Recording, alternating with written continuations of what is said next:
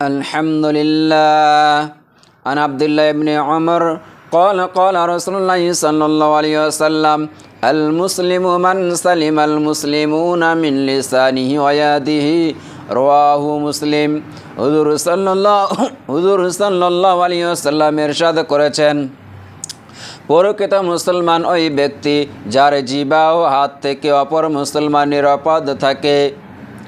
আমি মুসলমান আল্লাহর বান্দা, আমি একজন মুসলমান হয়ে যদি আমার জবানের দ্বারাই বা হাতের দ্বারাই অন্য মুসলমান নিরাপদ না থাকে, অন্য মুসলমান কষ্টে থাকে, তো আমি প্রকৃত মুসলমান হতে পারবো না।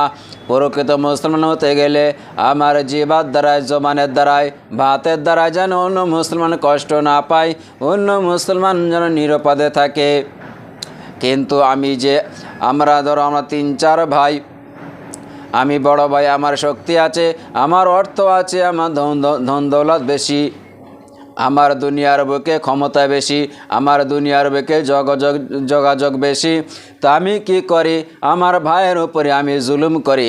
ভাইয়ের থেকে যদি সম্পদ থাকে, সেই ভাইয়ের থেকে আমি সম্পদ নেওয়ার জন্য আমি ভাইয়ের সঙ্গে অত্যাচার করি, ভাইয়ের উপরে আমি ভাইয়ের সঙ্গে মারপিটও করি, এবং নিজে না করে অন্য দ্বারাই সেই সম্পদকে নিজের করার জন্য চেষ্টা করি, এবং ভাইয়ের প্রতি হিংসা করি, ভাই হয়ে ভাইয়ের প্রতি জুলুম করি, ভাই হয়ে ভাইয়ের প্রতি অত্যাচার করি।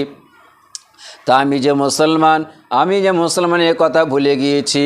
তো আমাদের ভুললে হবে না যে আমি একজন মুসলমান হয়ে আমি কিভাবে অন্য মুসলমানের কষ্ট দেব, অন্য মুসলমানকে নিরাপদে থাকতে দেব না। তা আমার উচিত, আমরা দায়িত্ব, কর্তব্য হচ্ছে কি, প্রকৃত মুসলমান আমাকে হতে হবে। প্রকৃত মুসলমান হতে গেলে আল্লাহ রাসূল সাল্লাল্লাহু আলাইহি ওয়াসাল্লামের এই হাদিসের উপরে আমল করা দরকার। তা আল্লাহ তাআলা